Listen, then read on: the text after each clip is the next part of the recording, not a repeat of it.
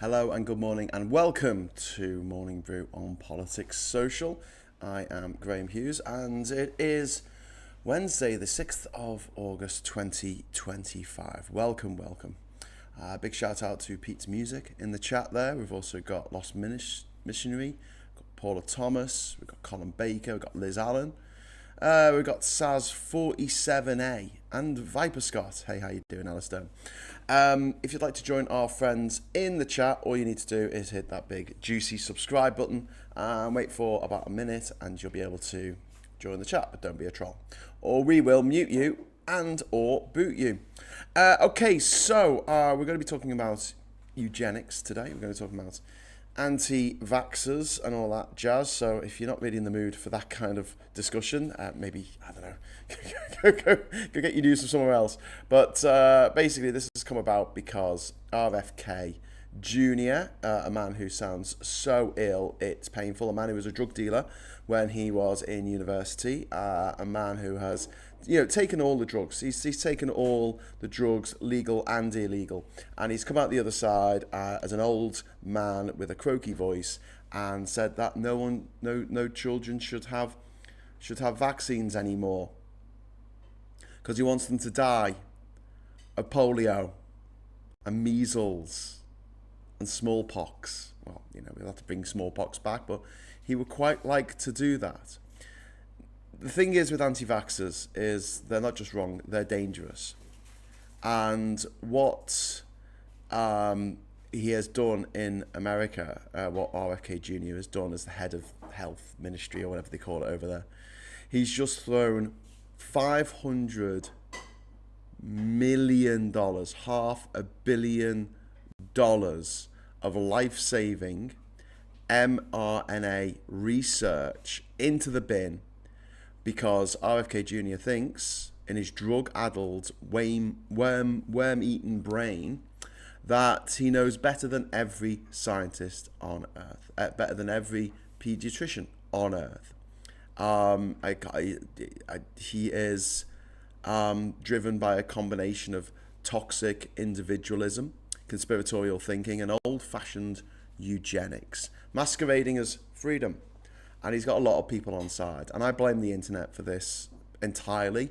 The fact that anti-vaccination propaganda has been allowed to flourish since the disgraced scumbag Andrew Wakefield, who was a doctor, published his study into 12 children at a birthday party at the behest of a company that made separate jabs for measles, mumps and rubella.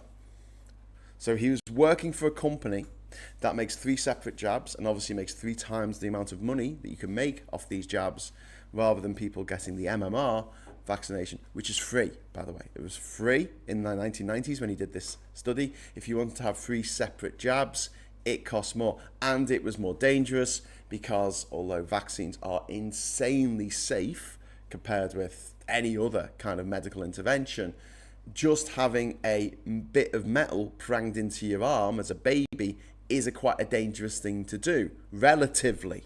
So instead of having a combined dose, people will go and get measles, mumps and rubella separately.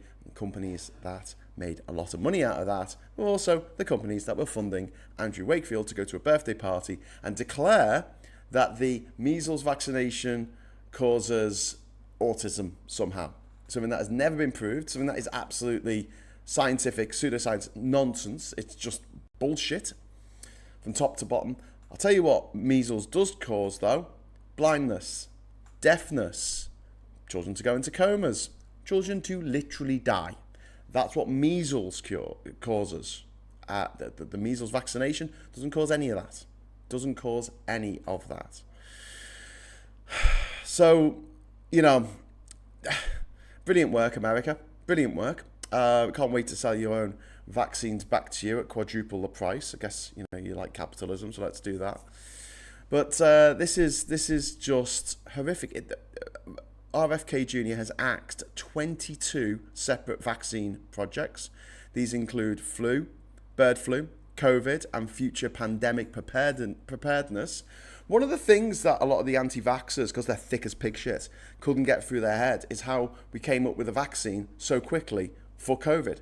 Well, because it was built on the shoulder, we were standing on the shoulders of giants, not just vaccine technology over the previous 200 odd years since Edward Jenner was running around, stealing cowpox off milkmaids, to the new generation of vaccines that allow your body to create a version of the virus themselves, a deactivated version, just the outer shell of it, like a hollow bubble.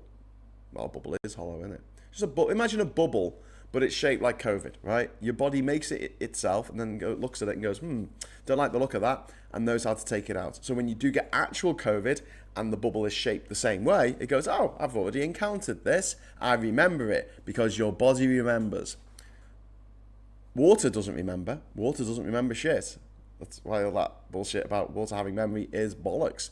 Your body does have memory, though. You've got memory in your brain and also your cells and your antibodies. They remember if you've had a disease, and you're less likely to die if you get it again, generally speaking, because your body is prepped, knows how to get it. So it's giving you a deactivated version of that disease, or maybe an alternative version that's not deadly, that's very similar, like cowpox, smallpox, is a way of doing it. And we have a new way of doing it by manipulating RNA, in modified RNA in humans. An incredible breakthrough, which allowed us to get a vaccine against COVID. Multiple places as well. Russia had one, the UK had one, the US had one.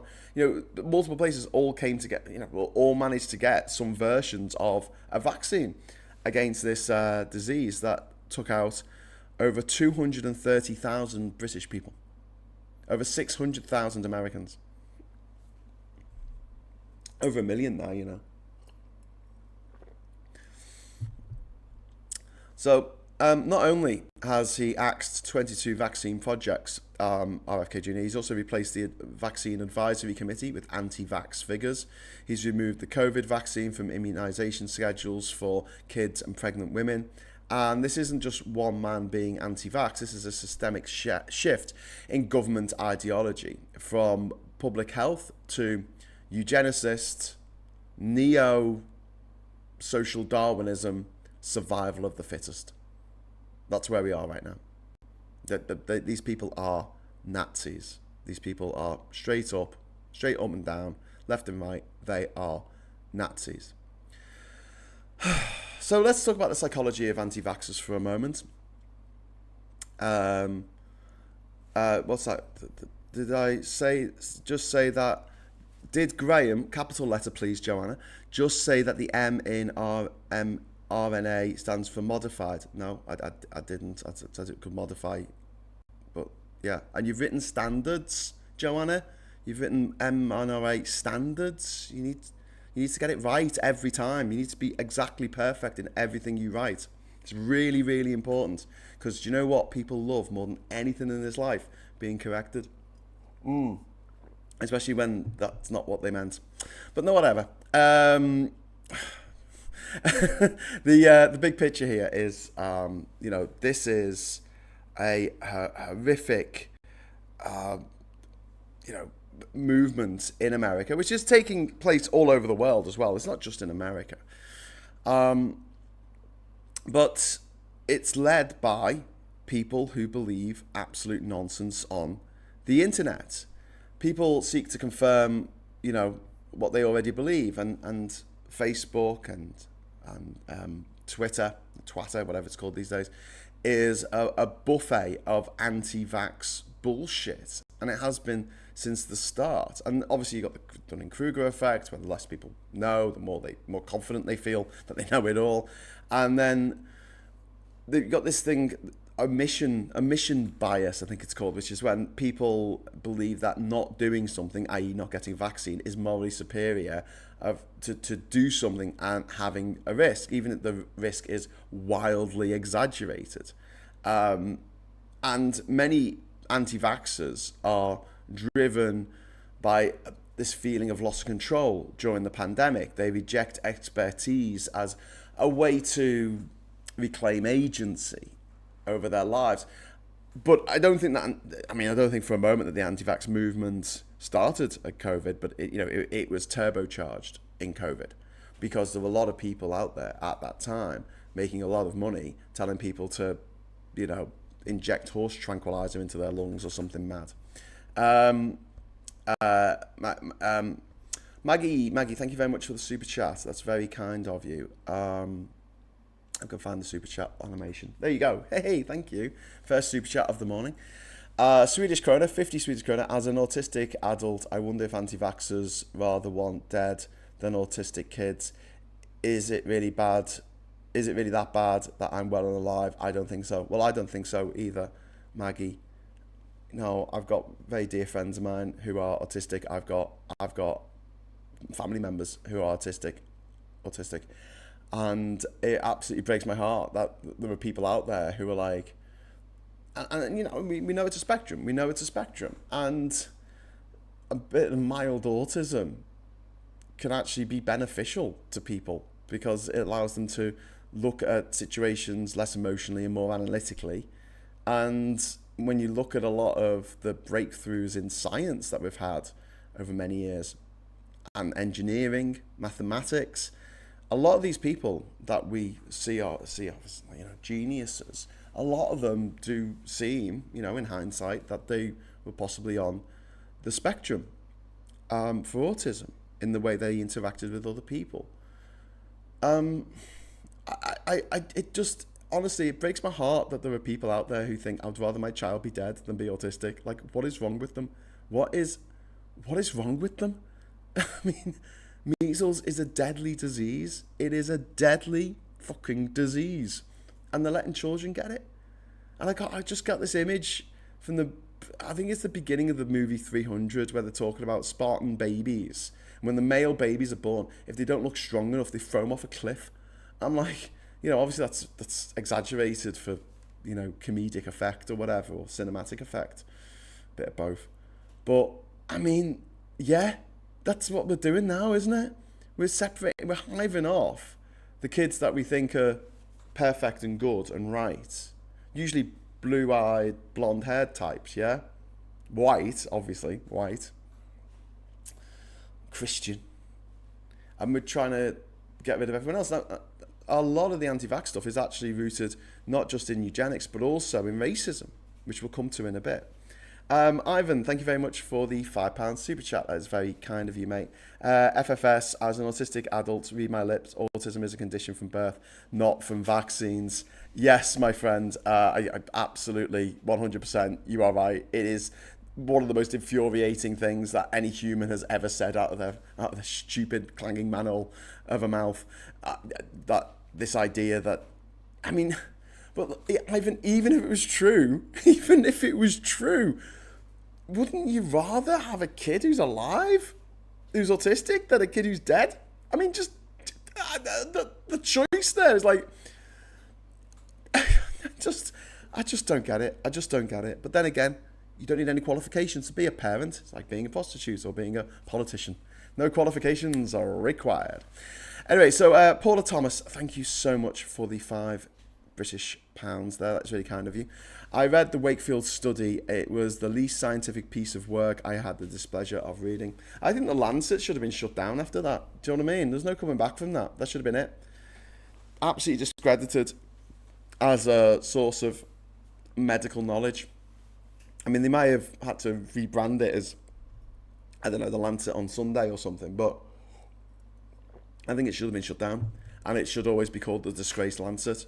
I know they've retracted it now, but the damage was done. The damage was done. And you can count the number of kids who have died from this disease that should have been eradicated in the early 2000s. 20 years ago. This should not be there anymore. It should be like smallpox. It should be like, oh, do you remember that disease that people used to get back in the day? What was it called? Measles, yeah. That's where we should be right now, but we're not. Alex says, growing up in the 70s and 80s, there wasn't a name for autism spectrum. However, there were other derogatory names used. Yeah, I mean, look, I was talking to Kat about this the other day, my partner, and I was saying, you know what? If I was in school now it'll be a bit weird because I'm 46. But if instead of being born in 1979, I was born in 1999, or even 2009, I would I would be getting support for my ADHD, which I didn't get in school. I was just told that I didn't pay attention, and I was fidgety, and I left everything to the last minute, and I was essentially a naughty schoolboy. I was just told that you're a naughty schoolboy. My brother, he's been diagnosed with ADHD later in life, like I have, but also he's dyslexic. And when he was in school in the 80s, he's my older brother, and when he was in school in the 80s, there was nothing for dyslexics. It was just that they just thought you were bad at spelling. They need to improve the spelling and stop fidgeting. That's what you get in your school reports. And don't forget, until like the 70s, children who were left-handed were forced to write with their right hand. I mean, we have come on in leaps and bounds in recent decades. I know it feels like we've sort of stagnated now and stalled a little bit, and what we're trying to do, but make the world a better place. But I mean, I'm glad that society's attitudes have changed. Although you listen to what the dinosaurs at Refux say, they don't believe there's such thing as ADHD. They don't believe that people who are autistic have trouble. Not everyone who's autistic's like this, but has certain trouble in social situations. They just think they're being rude. Why won't they shake my hand? Well, because that physical touch is upsetting to me. That's why. It's not. It's nothing on you, and it's nothing on me. It's just the way things are. So yeah, ADHD kids naughty, autistic kids rude, left-handed kids sinister, work of the devil. Make them write with the right hand, and heaven help you if you're dyslexic or dyspraxic or have any of these issues that make learning more difficult in a standardized learning environment. You do need a little bit of reasonable adjustment to help you out. But when that reasonable adjustment is given, then the health outcomes can be a lot better. Now, I've spoken about on this channel many times. My partner is profoundly deaf. She went deaf at the age of 4 after having measles. She could hear fine. She had measles. After that, her hearing was impaired, and it's got worse throughout her life. And obviously, this has impacted everything that you think of as just normal in life, that you wouldn't even think of, because you don't know what it's like to live with a condition where you literally cannot hear. And she was lucky in some ways. Now, she got measles because she couldn't be vaccinated, and they were relying on herd immunity, so other kids who could be vaccinated getting vaccinated, and it getting up to a 90% measure where the measles virus wasn't really getting passed around. But this was the early 80s, and that hadn't been achieved. It's not been achieved now. I think vaccines for measles has gone down to like 80%. It's even lower in some areas in the UK. They wanted to put her into a special deaf school for deaf kids, and her parents had to fight like hell to keep her in mainstream education, because the way that they taught deaf kids was, I mean, this is the 80s. It was embarrassing. You had kids who, Catherine is now a PhD. She's a physics PhD. She has a PhD in physics from Durham University. She's a very, very smart woman. If she had gone to the deaf school, she'll be still learning her ABCs at the age of 16. And this is why we need more research, more understanding of different ailments, different situations, and how we can best adapt what we have into not one standardized system for the normal people, and then you put all the ADHD kids or the deaf kids or the blind kids or the kids in wheelchairs, you put them in a separate school, you put them in a separate institution. They can all have their own separate institutions. No, that's not the best way to do it. The best way to do it is to have a school that understands the needs of kids who are autistic, kids who have got ADHD, kids who are deaf, kids who are blind, and makes reasonable adjustments to accommodate them. It's better for the kids, and it's better for the it's better for society. It's better for society in general. Now, my another relative of mine is autistic, and his mum didn't want him going to the local comp because they didn't have reasonable adjustments in place. She wanted to get him into a specialist school, and that's fair enough as well. But also, the comp should have had provisions to help kids like that, but it didn't. This is back in the 90s. So this is another one where it's never going to be one size fits all. I don't think we're ever going to need, do away with specialist schools in that respect, because there will always be some kids who do need that specialized support. But for the vast majority of kids, being able to grow up in a kind of normal environment instead of being shut away from society with the rest of your kind is I see it as unhelpful, absolutely unhelpful. And to bring it back to vaccines, the reason why Kat is deaf is because she got measles. And now this monster, RFK Jr., this monster who killed a bear and threw him into Central Park, this monster who had a worm in his head, who sounds like he's been smoking 500 a day for the last 500 years. He is now condemning children of the future to the same fate as Kat, being deaf, or even worse. And they're not putting the reasonable adjustments in place in state schools in America to accommodate the kids that are going to be coming through who are going to be impacted by the rise in measles that's going to come, the rise in polio, the rise in other infectious diseases that previously we've managed to fight off to a greater or lesser extent by vaccines. And what has held us back? The anti-vaxxers. The anti-vaxxers held humanity back at every step of that journey. Ivan Ambrose, thank you so much for the £5 super chat. It's very kind of you. We should say there's nothing wrong at all with being autistic, but there is everything wrong with being like RFK and people like him. Yeah, Ivan, and here's the thing. You being autistic, me being ADHD, Kat being deaf, was not a choice. It's just who we are and circumstances. It's just that's it. RFK has made a choice in his lizard brain to condemn a generation of children to trauma, disease, to expose them to disease and death, the possibility of death. And it's not just the kids themselves, it's their parents, it's their siblings impacted by the death of a little child because they were not given a vaccine. Because these lunatics, these millionaires, who are all, by the way, they're all vaccinated themselves. All these privately educated toffs like RFK Jr., these millionaires, they're all vaccinated. They're not, they're evil, but they're not stupid. They've got vaccinated. Their kids are goddamn vaccinated. RFK's kids are vaccinated. They are vaccinated. And he's running around stopping other people from getting their kids vaccinated. Paula Thomas, thank you so much for the £5 super chat. It's very kind of you.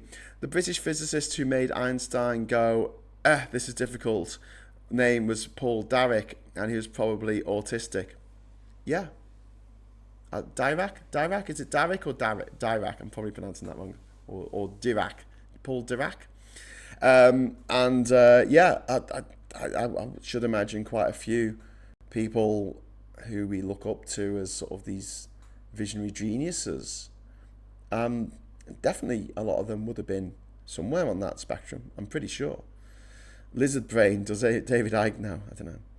Martin says, I had to unfriend someone who I worked with for 20 years when she started her anti-vax rants on Facebook. She's clever, but for some reason she lost the plot when she had her daughter. Brett says, I supported a mental health client who was on the spectrum. Best advice I was given, it's not for them to understand and function in your world. You need to step into theirs and connect there. Yeah, that's good. I like the way Gary's just written Derek. Derek. You say it however you want. I had the privilege, this is Chris, I had the privilege of getting to know my friend's autistic brother back when I was a teenager. He has his quirks, but he wanted to know everything. About Pokemon. D-Vac. Trivia. Adric from Doctor Who was an anagram of D-Vac. Adric got killed, didn't he? Didn't Adric get killed on the spaceship crashing into the planet or something? Was that it? Wasn't Adric the kid who was like really annoying? So they literally killed him off. Am I misremembering? It was 40 years ago. Like I was about to say, you wanted to know anything about Pokemon, he was your lad. I guessed it was going to be Pokemon. It could be anything else, could it? Nick says the spectrum for autism is too large, in my honest or humble opinion. There is autism where you have difficulties but a relatively normal life, and autism that requires 24-hour care. Wish this was differentiated properly. Yeah, but I don't think that's... I disagree that it's the spectrum's too large. I understand what you mean, because when someone who needs 24-hour care, who's autistic, they're on the extreme edge of that spectrum, but it still means that the same brain chemistry, the brain composition, the habits and things like that are similar in someone who's quite mildly autistic. And yeah, I agree that a one size fits all name, autism, for the whole spectrum in some cases is unhelpful, but as long as people understand that it's a bloody spectrum, then yeah, I don't know, because it is the same, it's the same thing, isn't it? It's just there's more extreme versions of it. It's like anything, like any kind of ailment, any kind of disability. You can have someone who, can walk with a cane, and then someone who can only get around in a wheelchair. They're both suffering from similar problems, but one's worse than the other. I should say one's more impactful than the other. That made it sound like that person in the wheelchair, they're very bad. That didn't mean that at all. Maggie Pie, thank you very much for the 20 Swedish krona. Can anti-vaxxers have their own island somewhere? Yeah, Plague Island. That'll be good. They can't have mine. Andrew Dixon, thank you so much for the 10 Politics Social Gift memberships. It's really, really kind of you. We've got Strat or Us. We've got Colin Lunt. We've got David Smith. Alex82. Durhamite Blue. Hey, fellow person in Durham.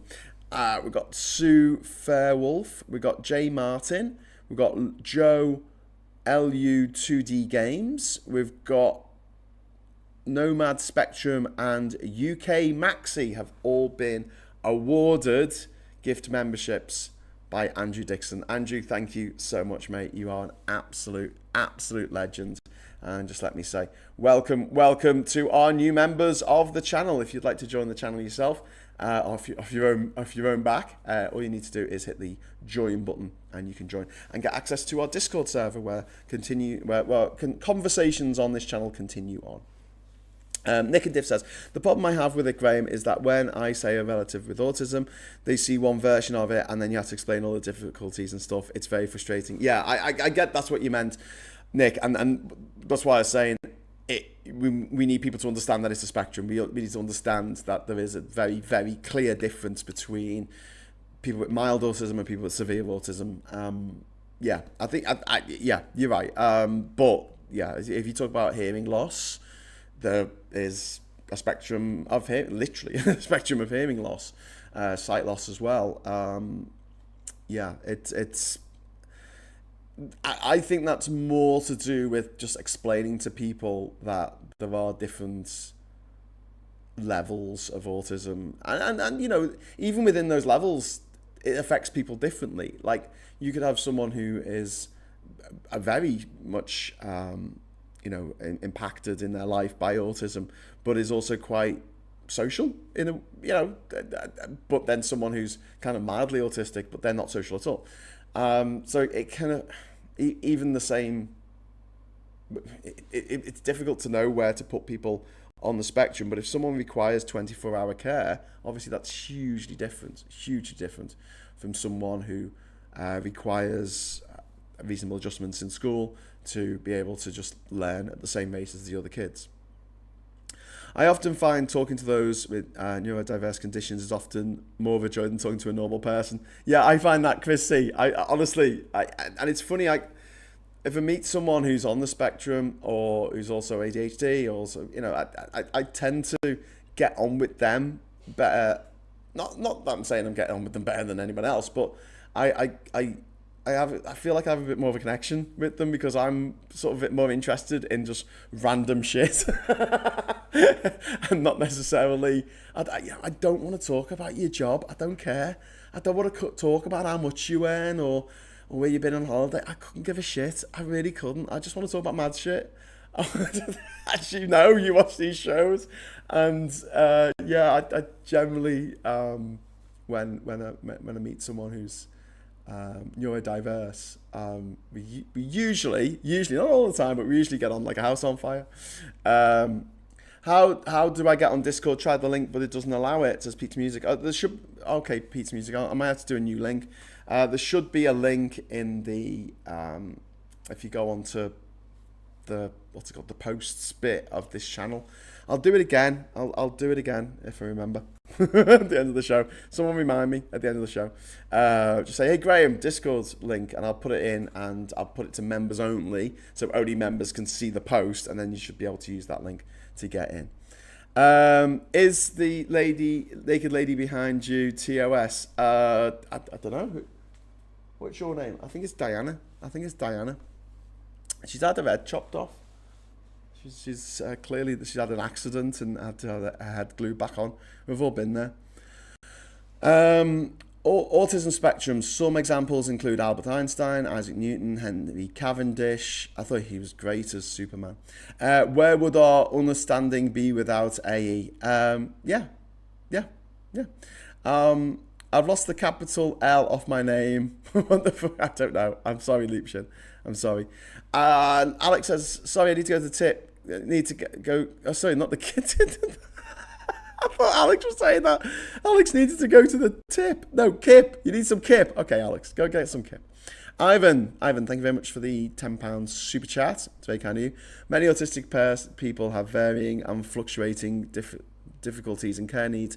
It's even more complex than mild or severe. An autistic person can sometimes be mild and sometimes be severe. Yeah, really good point, Ivan. I was kind of trying to make that in a clumsy kind of way about, like, even if you are seen as severe, there are certain things that you find easier than someone who's deemed mild. So yeah, Ivan made the point for me a lot better and dropped a super chat in. So thank you very much for clearing that up for us, Ivan, and also for dropping in some cash on the channel. Oh, Maggie, before we go on, Maggie, thank you very much for the 20 Swedish krona. Make an Ebola vaccine before we get that pandemic. Yep. Couldn't agree more. Thanks very much for the super chat. Jesus. Yeah, where are we going? Where are we going with this? Like, seriously. But the thing is with the mRNA, mRNA, get the initials right, that it can be modified for different diseases. It's not just for one particular thing. It can be modified to work on a variety of different things. And that's why it's so promising and so effective, and so quick to get it to a point where it can fight against whatever comes next, whether it is Ebola or whether it's swine flu or bird flu or whatever else. But they're taking all this research away. So yeah, going back to the psychology of anti-vaxxers, let's just talk about this. So we're talking about control and fear, and vaccines require trust in something bigger than yourself, the state, scientists, global systems, and to individualists. That's quite terrifying. And one of the things with individualism and the way it's sort of taken over in the last few years, especially in this century, possibly a little bit more than the last, because at least in the last century people remembered the war. With this rise of libertarianism and individualism, they are so arrogant. They think they know better. I don't. I know quite a bit, not everything. I mean, sometimes I spell words without a capital in the right place. But, you know, generally speaking, I can draw you a rough map of the world from memory, for instance. I mean, that's just one of my many talents. But, you know, I can do that. I can wire together some solar panels. I can fix your car. I don't know. I can get an A in politics A levels. You know, I'm multifaceted. But I don't know more than a bloody paediatrician. I know more than a vaccine scientist. I don't on that particular subject. I mean, I might know more about red dwarf than they do, but, you know, I just, the arrogance that it takes. And, you know, people sometimes say I'm a little bit full of myself because, you know, I like to toot my own horn. And the only reason why I toot my own horn is because, well, I had a couple of ribs removed, so, joke. The only reason why I do that is because I don't have a publicist, you know, I don't have someone working for me to big me up. I have to do it myself, which is kind of embarrassing. I had to find when I was traveling that if you want to get some help with something, it was always better to get someone else to write on your behalf. If I wrote saying, hey, my name is Graham Hughes, I'm trying to go to every country in the world without flying, I got no responses from these shipping companies that I was trying to get on the ships or the cargo ships for. If one of my friends wrote on my behalf, hey, I'm writing on behalf of British adventurer Graham Hughes, who's been travelling for 3.5 years, he's going to every country in the world, he needs to get on the ship, and let us know. He's raising money for charity, making a TV show for National Geographic, Lonely Planet, and BBC, blah blah blah blah blah. And 9 out of 10 times, well, 100% of the time we got a response, and 9 out of 10 times it was yes, which was phenomenal, absolutely phenomenal. So humans are wired to spot patterns even when none exists. This is why you see, what's the expression? We see faces in clouds, not clouds in faces. This creates conspiracy logic. You know, big pharma, pandemic, Bill Gates. He's putting microchips in the 5G. And also, based on this whole sort of, you know, pattern recognition overload, making connections that just aren't there, you get this suspicion of elites, like understanding where when we were talking about a billionaire hoarding their wealth like Smog. That's an understandable suspicion of elites. But, I mean, when you're accusing pediatricians around the world in every country of injecting children with Satan juice, that's not being anti-elitist. That's not being suspicious of elites, because they're not the elites. They're people who have applied themselves and know a lot about the particular thing the field that they work in. And yeah, I mean, like I say, even I, whenever I'm confronted with someone who knows more about something than I do, whether that is vaccines, whether that's flying a fucking plane, I will defer to their judgment. But, you know, in the UK, we decided that we were sick of experts. And now in the US, the chickens are coming home to roost. And they've got bird flu. And they're going to kill you and your family. Good job, America.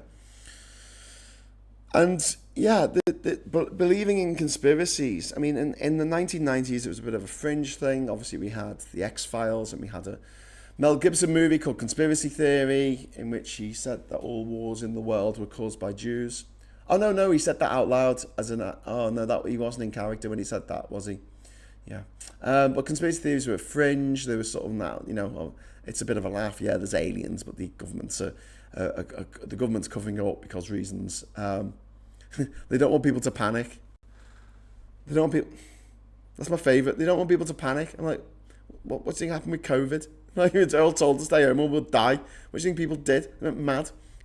Like, why would they not tell people? It's like going, well, there was a World War III, you know, but they didn't tell anyone because they didn't want anyone to panic. Okay. And that terrible Oliver Stone movie, JFK, Well, was it Woody Harrelson's dad who claimed that he killed JFK? Yeah. Strange world we live in, strange world.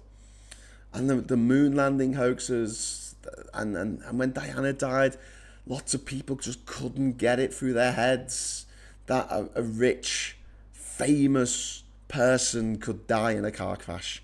How could someone rich and famous possibly die in such a just an ordinary way? Surely they've got to like drown in a sea of caviar or something, or choke on a swan that they're eating. And I'm like, no, ordinary people die like that every fucking day. Just because someone's famous doesn't mean that if they die it must be a conspiracy. But then we'd have these conversations. I remember having these conversations in the late 90s. Princess Diana, she was killed by Prince Philip. I'm like, why? They were divorced. You moved on. They were divorced. It wasn't like the olden days where his wife had to be dead in order for him to get a new wife. They were divorced by then. They've been divorced for a couple of years, I think, by then. It's just like, yeah, timing. But the one about the moon landing just winds me up so much. Like the greatest achievement of humankind, the work of 1 million people all working together to get somebody on the moon, and we did it. And people don't want to believe it. It's just like, why not? Why? And do you not think the Russians would have said something? Height of the Cold War. Oh, yes, it was just filmed on a soundstage in Shepperton. George only has just given us a super chat. Thank you very much, George, for the super chat. Individualism, one of the greatest cons of all. Yeah, we are social animals. We require a society to live, to thrive. Not just to thrive, it's just to live. People die of loneliness. Like, we are social animals. And no one in the world ever made it by themselves. Everyone was given stuff as a kid. Everyone. All these billionaires who harp on now about how, they're self-made billionaires. They're not. Nearly all of them, 99.99999% of them, were born into money. They had money. And it's a lot easier to make money if you've already got money, as a lot of us know. Peace music, Graham, it was a hit, plain and simple. What was a hit? Chumbawamba, I Get Knocked Down. Yeah, that's a shit song. But yeah, these kids, even if they want to pretend that the fact that they're billionaires by the age of 30, right? If they want to pretend that like they didn't come from money, let's face some facts here, right? They grew up in a society that allowed billionaires to exist. If they'd grown up in the slums of Kolkata or Nairobi, they wouldn't have been a billionaire. No matter how early they got up in the morning, no matter how much they applied themselves, they wouldn't be a millionaire. Come on, let's be serious here. So first of all, they're born into a country, they're born into a time when billionaires can exist. And I'm pretty sure that when they were a baby, someone gave them milk. No one gave me nothing. I'm pretty sure the taxpayers who were paying tax at the time that kid was a kid, a little kid, were paying for that kid's education. Oh, but they were privately educated. Okay, so the parents pay for their education. Actually, no, because as we know, it costs the taxpayer 3 times more to send the kid to a private school than it does to send them to a state school, because of all the tax breaks that they get. And all these schools are charities, so they get match funding from the taxpayer. So don't forget, your taxes are subsidising the lacrosse pitch at Eton, the golf course at Ampleforth. Your money is paying for that. What a great system. I'm pretty sure that these kids, for the first 18 years of their lives, flush their shit away somewhere. And I'm pretty sure that they didn't build their own sewage system to get it processed or sent out into the sea.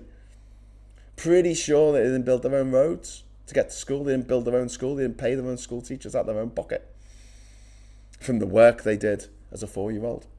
Pretty sure that society made these people so rich. not individualism, society, and luck. Just an absolute insane amount of luck. And yes, I know certain people are more likely to be lucky than others. I regard myself as one of those people. I've been incredibly lucky in my life, and yeah, I completely acknowledge it. I've got things that I totally don't deserve, but fuck it, I'll put myself out there, and yeah, I'm not going to pretend that I'm any better than anyone else. I'm not. I'm just lucky because I put myself out there. If you have anxiety or you're agoraphobic, it's difficult for you to get out the house. It's going to be very difficult for you to be lucky because you won't be able to make the connections that you would otherwise make if you're out there. You'll see that people who went to private school, people who were born into money, are much luckier than me even. And they're luckier than me because they get to make the connections that other people don't get to make, and they make the most of it. David, thank you very much for the £5 super chat, my friend. That's very kind of you. Like incel, red/black pill, I think the prospect of secret knowledge about how the world works is enticing, gives feelings of significance and control. Yeah, completely agree with that. And Ivan, thank you very much for the £5 super chat. It's very kind of you, Ivan. The thing that beggars belief is that anti-vaxxers don't want lockdowns either, but less or no vaccines means more lockdowns. Yeah, they're making their own. They're building their own demise, aren't they? I mean, they're setting the world up to fail. I've got this great quote from Alan Moore, the writer of Watchmen and V for Vendetta and From Hell and the League of Extraordinary Gentlemen, which we probably shouldn't talk about.